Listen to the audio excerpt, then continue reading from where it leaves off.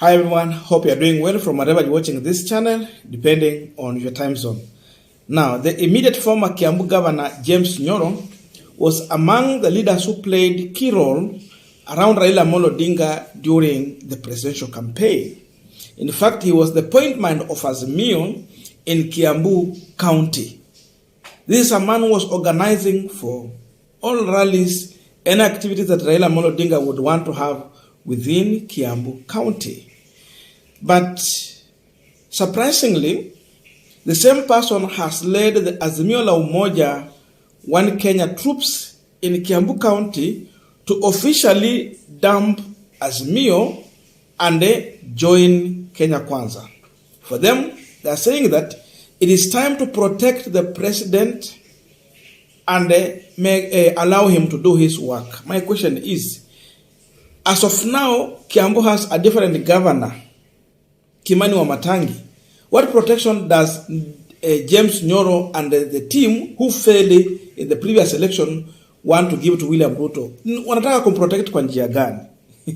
I'm just wondering. But first of all, listen to them before we continue with this conversation. Another leaders gathered here have accepted that the election is over. We lost, but life must continue. We also reiterate that the time for politicking is now over.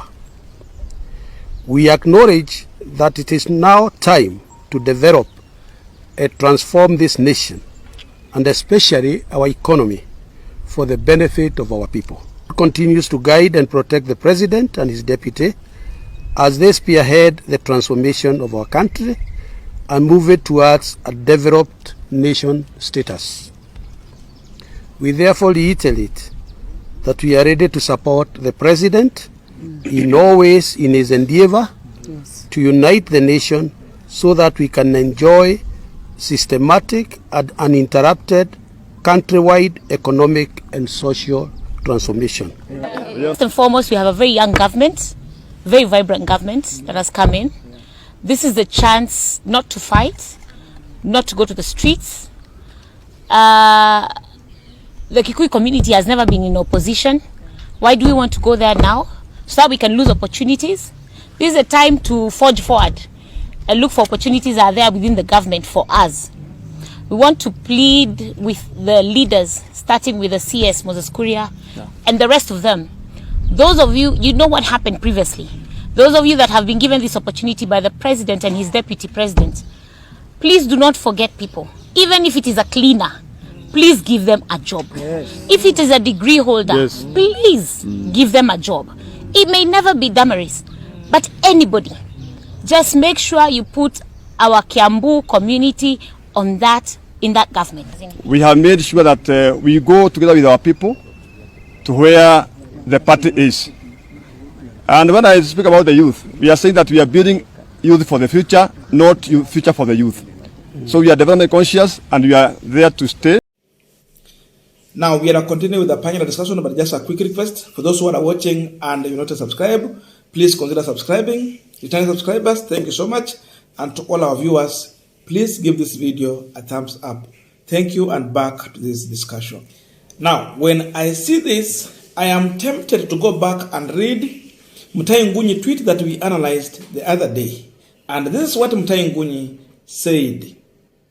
For the 9th time, Uhuru wanted to hand over power to Ruto. And that is why Raila lost. He made peace with the Odinga dynasty and kept the Kumi Kumi promise. We won on two fronts. He won on two fronts. Those talking heads on NTV were in the peripheral of strategy. They are nothing but political ignoramus. That's Mutahi Ngunyi. The truth of the matter is that, as we're speaking now, Jubilee Party could have already pulled out from Azimio to go on their way to Kenya Kwanza. They talked about that. They had stage managed it. But later, they cancelled after discovering that it is not the right time for them to pull out of Azimio la Umoja. So they just delayed a move they wanted to take. Okay? There are several reasons. Because again, pulling out means maybe they were going also to lose the political party funds, something closer to that, especially when it comes to presidential sababu, they also needed to share. And then the main reason was that timing was wrong. It was going to expose Uhuru Muigai Kenyatta as a man, and again the party leader of Jubilee Party, who was in a plan to con Raila Amolo Odinga. And that was going to justify the views of Babu Owino when he said that Uhuru Kenyatta working with Raila Amolo Odinga, he was not genuine, it was a long con. This also takes me back to the analysis we did in the morning. Was it analysis? It was just political commentary about Babu Owino interview on NTV. For those who did not watch, I'm going to put a link here. Go and watch that video. You take Mutahi Ngunyi view, add it to Babu Owino's view. You will be assured that whatever move we are seeing in Mount Kenya as of now, it was not by default. This was by design. So it will be county after county. County after county. They'll be moving like that. And at the end of the day, you will discover that all of these people from Mount Kenya region have finally decamped from Azimio and joined Kenya Kwanza. Because again, Uhuru Kenyatta, within 6 months from the time he left office, is going to resign as the Jubilee Party leader. So he might not want, as of now, Jubilee to go to Kenya Kwanza when he's still the party leader. Look at that. This is why he's delaying the move. But the truth of the matter is that the Jubilee Party is ready, willing, and it was a plan. They get out of Azimio after election to join William Samoei Ruto rather than frustrating his work, so that now they will rearrange, organize, and plan for 2027. For those who lost their seat, they try to rearrange themselves within Kenya Kwanza, maneuver their way, or grow Jubilee Party as a Mount Kenya region party, which will be friendly and again in a coalition in Kenya Kwanza. That is the move. Nothing beyond that. So, me, I'm certain. I believe that these things are happening the way they were just planned to happen. Itakuwa ni dose after dose. The only person from Mount Kenya region who was genuine towards Raila Amolo Odinga, in my own view, it might be just Mother Karua. For Mother Karua, if she's not supporting you, she's not with you. If you go in agreement with her, she's going to stand with you. Even if she remains alone, she will be by your side. The Iron Lady. That's the only person I can tell you who might stand with Raila Amolo Odinga today, tomorrow, and even any other day if need be. Because she was genuine. The rest of this team, I'm not seeing any person who was genuine and who is going to stand with the Raila Amolo Odinga until the next general election. Because we understand, okay, as a coalition, once you lost, you plan for the next. But again, you don't just hurry and get out. I'm yet to see the main reason why they are going out. Raila has not done anything that you feel that, oh, they have been maybe mistreated in one way or another to get out. No.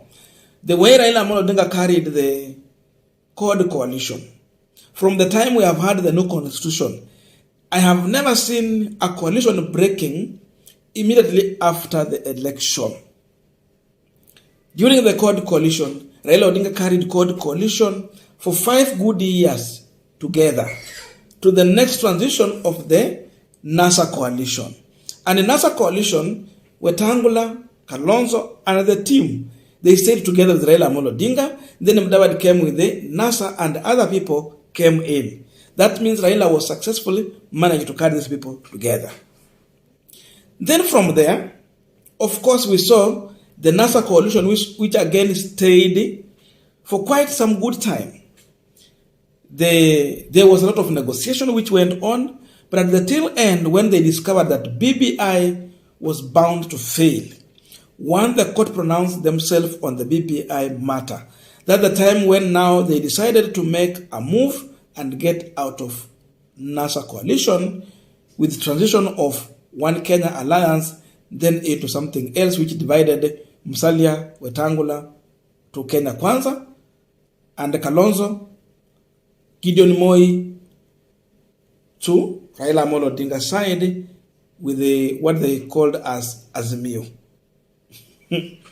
So at least these people, they stayed. I mean, we are talking about 4 months since the time we had an election. Is it the right time for people to move? If really it was not by design. Some people will stay. You wait maybe 2-3 years, then you make a move. First of all, you read this government, you understand how they are going, how they are trying to act, their failures. Because how do you rush to a government which you have not yet even seen them maybe progressing or even failing? You wait for their mistake also, because it can work in your interest. If Ruto is going to fail, the way we are seeing as of now, it will work in the interest of the opponent. As simple as that. But these people are in rush to go on that side. So it tells you a lot of things, many things, a lot of interest. And again, we can understand, okay, as politicians, these people are going for their own political interest to secure their chances. And again, for those who have had the corruption scandals and the other things, kama wako na kesi zenye wanahitaji kuface, kama James Nyoro, kama alifanya mambo as a governor. So you have to align yourself with the William Ruto so that he might go slow on your case. Sasa wanza tu kuimba Ruto as you go. Sasa hapo ndio tumefikishwa kwa sasa. Na hii ndio serikali sasa tuko nayo, na hawa ndio watu Raila alikuwa ameenda nao kwa coalition. They cannot take even a year to stay together before making a move. So it means they decided before even election. So they knew something is going to happen. That's why they are quickly making these moves. I don't know your view, but let us meet in the comment section for continuation of this conversation.